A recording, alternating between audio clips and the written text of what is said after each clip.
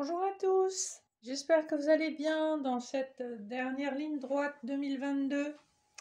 On se retrouve aujourd'hui pour le tirage de la première semaine de 2023, donc qui débute le lundi 2 janvier 2023. Alors, pour conclure cette année, je vous propose donc une guidance générale et une guidance sentimentale, et je vous ferai un petit tirage spirituel en fin de guidance.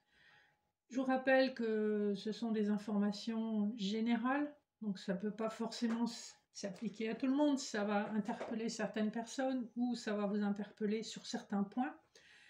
Prenez les messages qui résonnent en vous, il y a probablement quelque chose à recevoir à ce niveau-là, et laissez le reste de côté.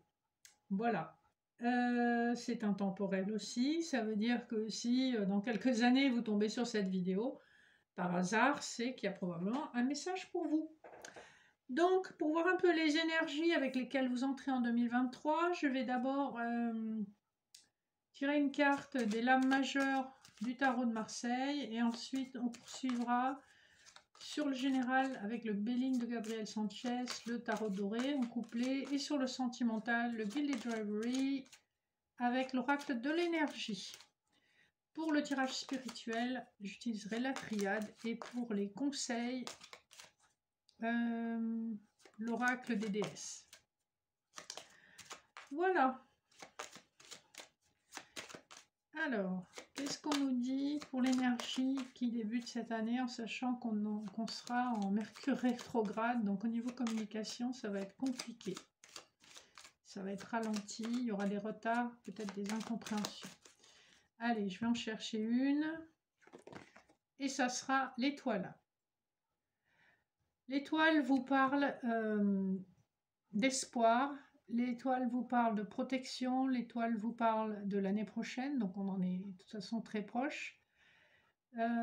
L'étoile, c'est croire en vos rêves les plus fous, c'est croire que quelque chose est possible et guidé.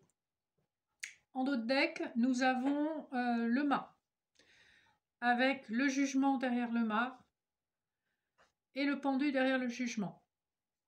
Ici, c'est un peu comme si vous étiez dans une énergie où vous avez été déçu, vous avez patienté avec une forme de passivité pendant longtemps, et il y a une opportunité heureuse et inattendue qui se présente, et avec le mât, vous prenez un nouveau départ. On est un peu dans cette énergie-là. On a confiance, on a foi, et on y va. On a été bafoué, on a été malmené, on a été déçu, et là, l'univers met à votre portée une nouvelle opportunité de façon vraiment inattendue, dans des circonstances heureuses avec le jugement.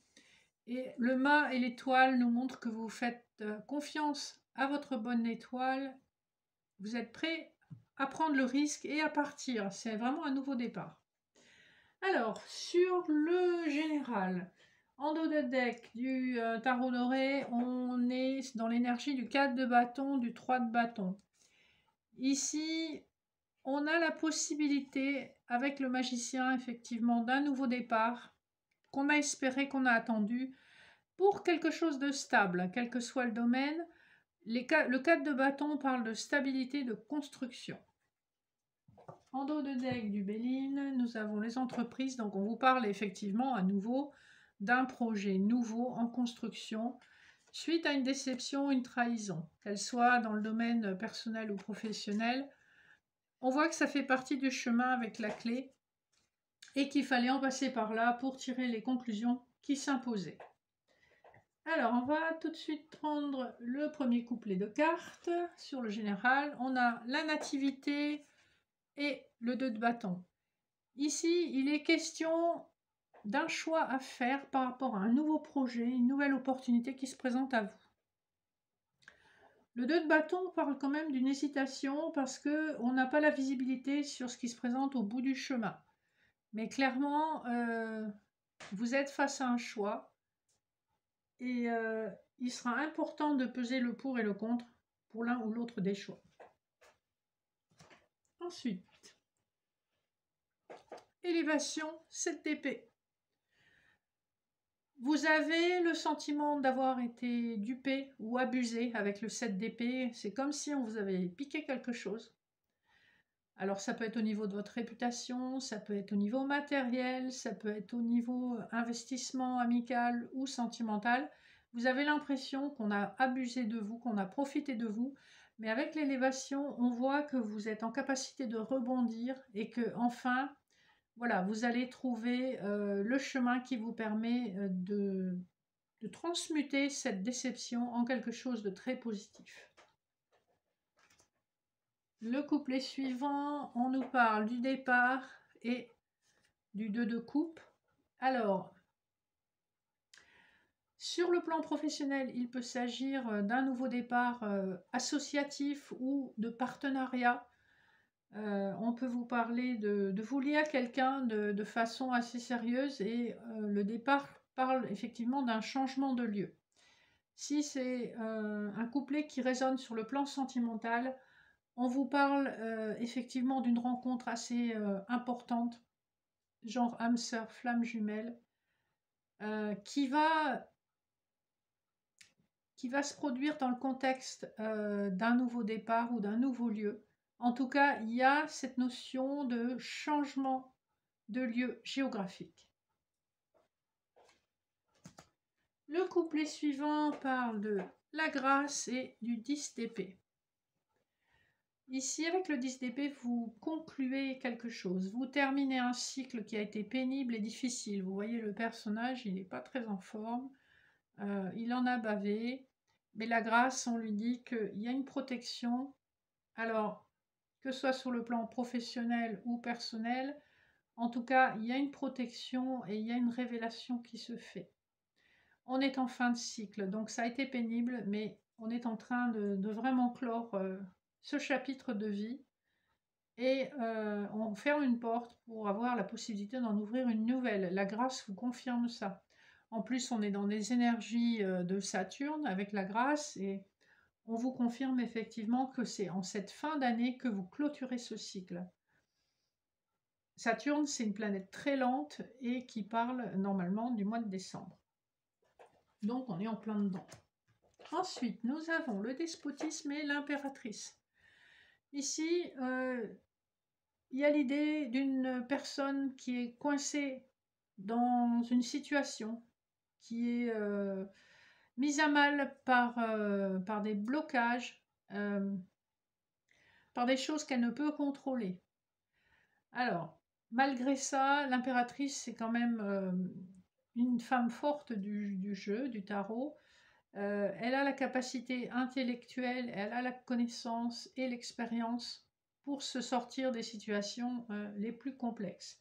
On a vu avec le couplet précédent que ça a été un fardeau lourd à porter sur le plan émotionnel et mental, mais que là, enfin, on est en train de conclure un cycle. Les messages se répètent un petit peu, hein, c'est pour vous confirmer les informations. Ensuite, on a l'inconstance et le pendu. On voit que vous êtes en train de terminer aussi une période où il y aura eu beaucoup d'instabilité et de déception. Le pendu, un petit peu comme la carte du despotisme dans le couplet précédent, on est incapable de bouger, on est en mode sacrifice et on est en train d'observer les choses sous un nouvel angle. L'inconstance parle d'un manque de stabilité. On a vu tout à l'heure au départ qu'on cherchait à atteindre cette stabilité. Donc il y aura encore des périodes où ça va un petit peu bouger, où vous serez encore pas tout à fait à l'aise. Mais on sent quand même, l'énergie générale, c'est que c'est en train de se conclure. Enfin, le dernier couplet, un très joli couplet, l'amour et la mort. Alors, ici, qu'est-ce qu'on nous dit?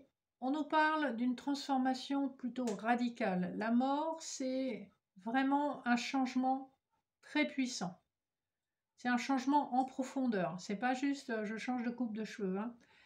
Ici, on change vraiment de perception sur les gens, sur soi-même, sur nos pensées, nos sentiments. En l'occurrence, on change de perception sur l'amour. Avec ce couplet-ci, on voit qu'il y a une transformation. Alors, selon votre situation, ça peut être la fin d'une histoire, effectivement, Mais au vu des énergies qu'on a avec les autres couplets, je pencherai plutôt pour une transformation radicale de perception.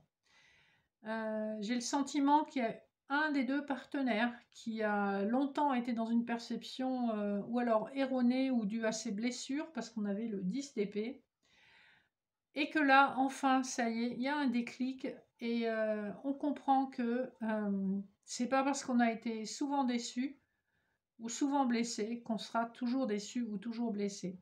Ici, il y a une ouverture de cœur. Vous concluez l'année sur une ouverture de cœur. Donc plutôt sympa le petit tirage avec les couplets Béline et Tarot doré.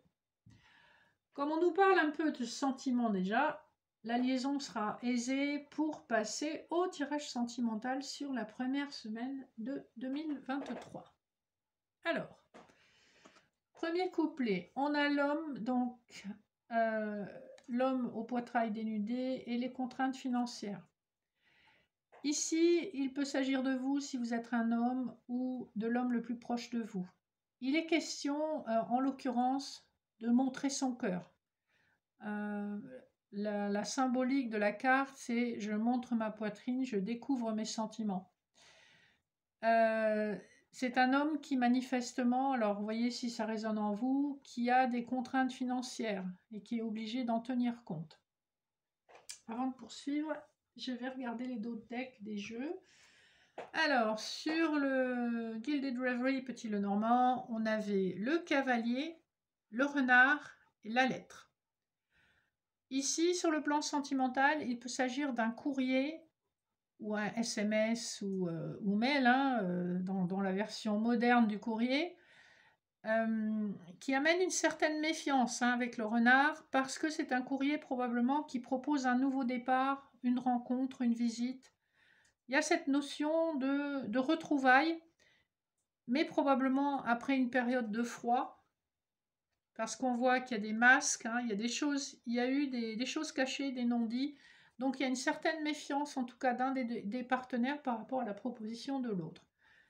Donc voilà pour le dos de deck du Petit Lenormand. Le dos de deck de l'oracle de l'énergie, on a l'homme qui réfléchit, la femme qui tient son cœur et les multiples possibilités après les hostilités.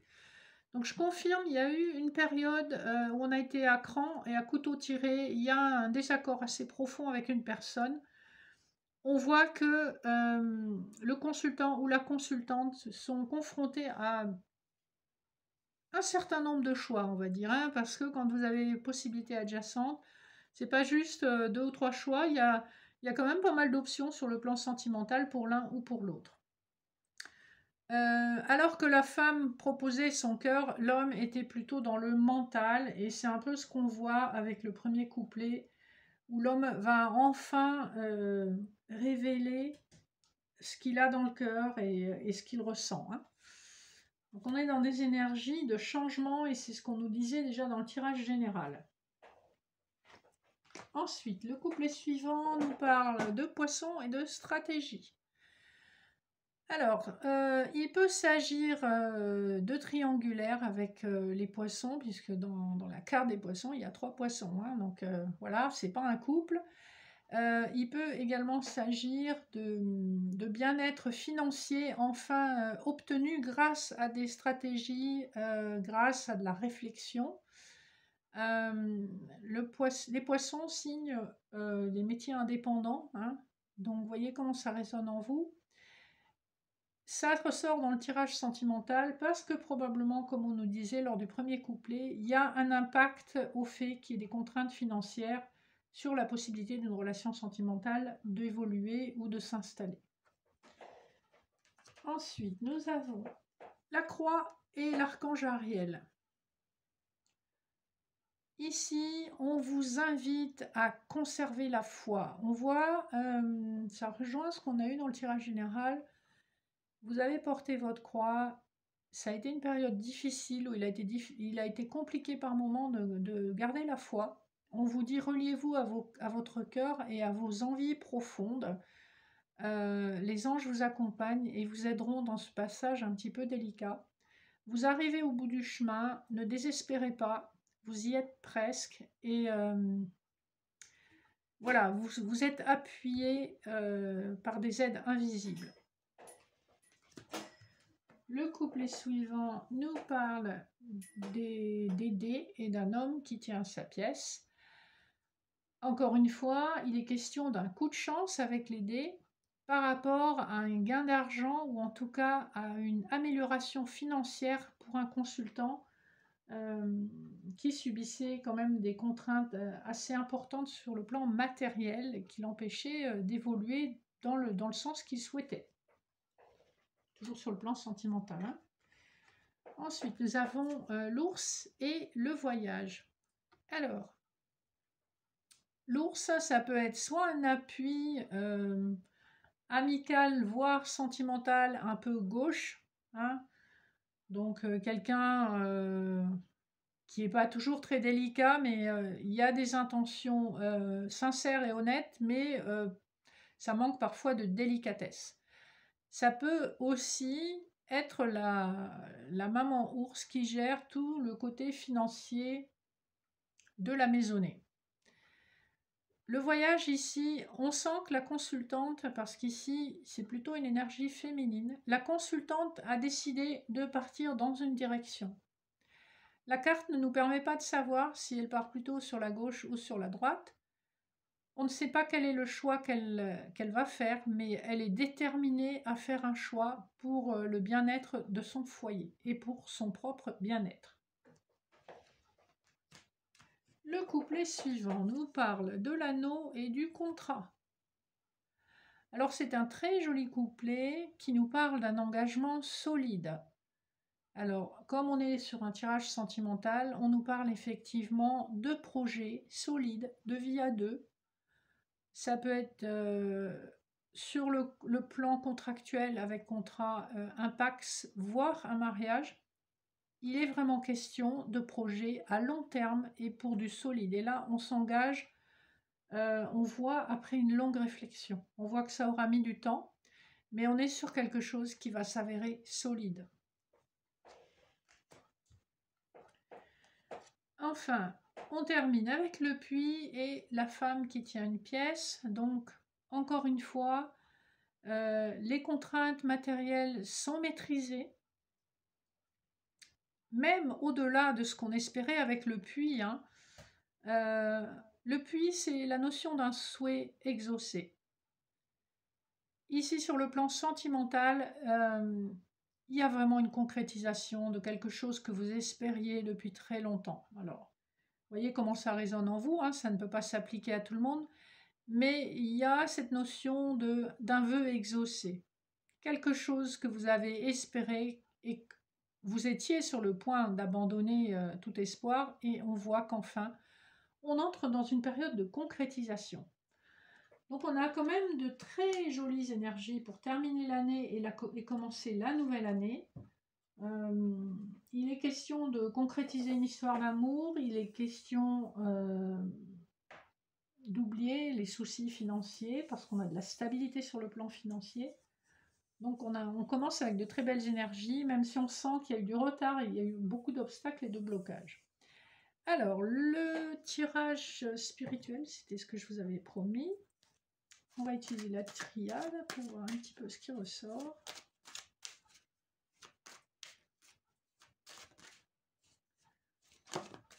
Alors, j'en ai plusieurs qui ont sauté, donc je vais les garder.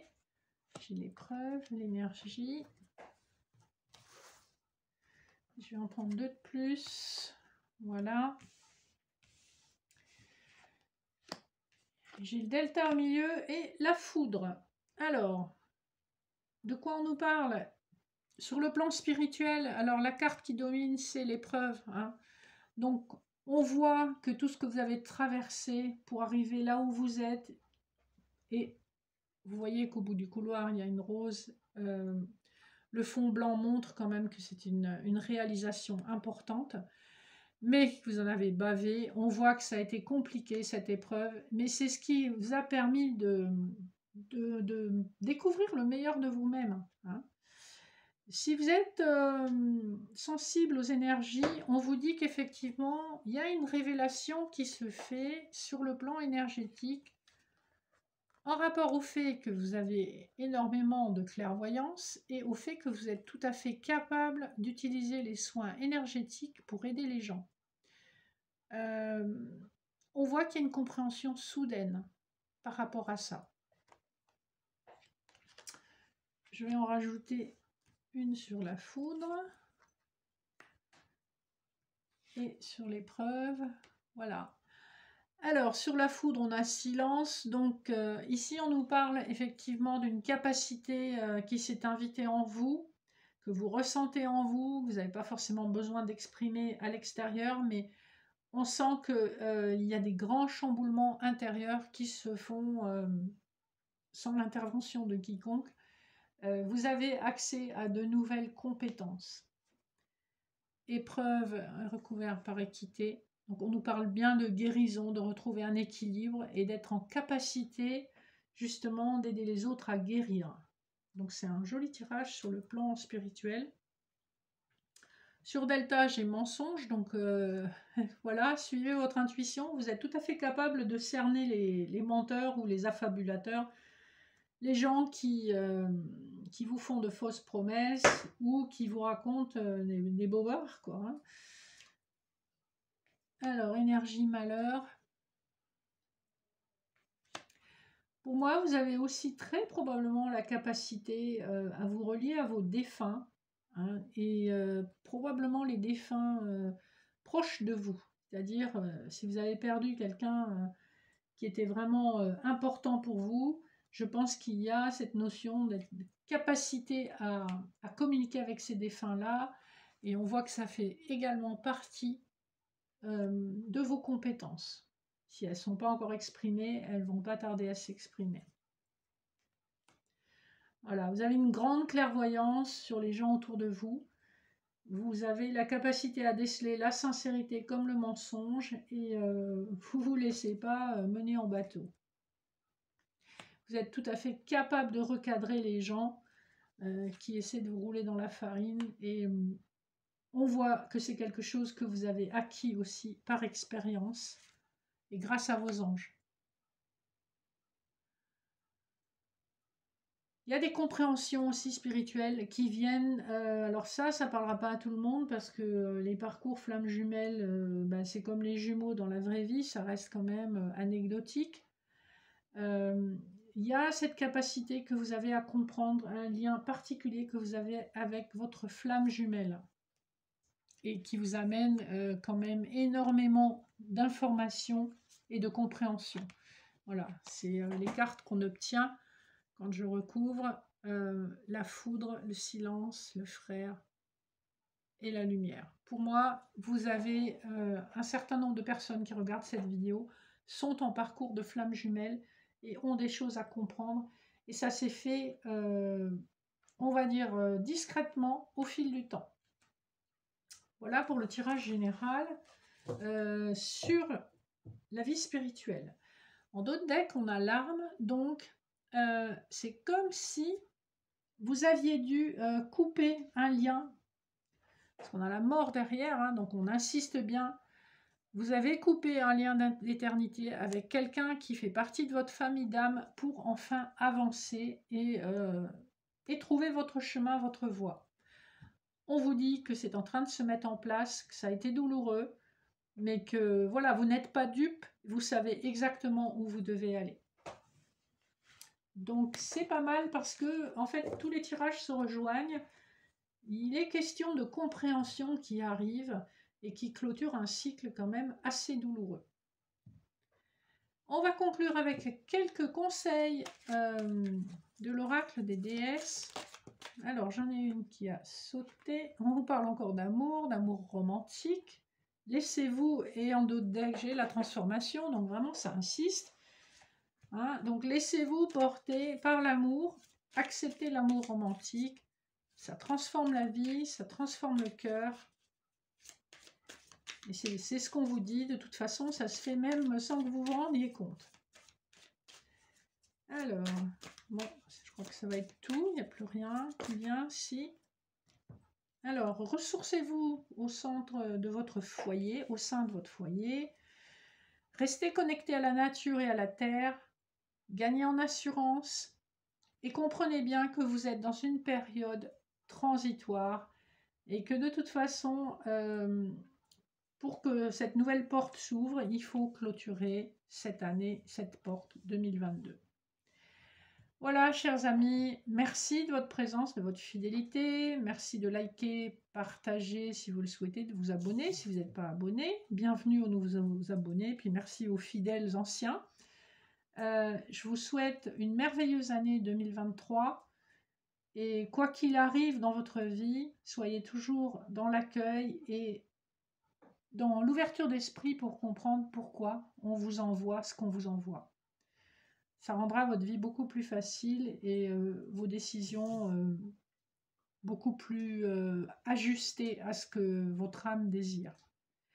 Je vous souhaite plein de bonnes choses et je vous dis à très bientôt. J'essaierai de vous faire une vidéo qui portera sur les énergies de l'année, puisqu'au moment où vous verrez la vidéo, on sera en début d'année. Voir un peu ce qui ressort pour 2023. Voilà, je vous fais de gros bisous, je vous dis à bientôt.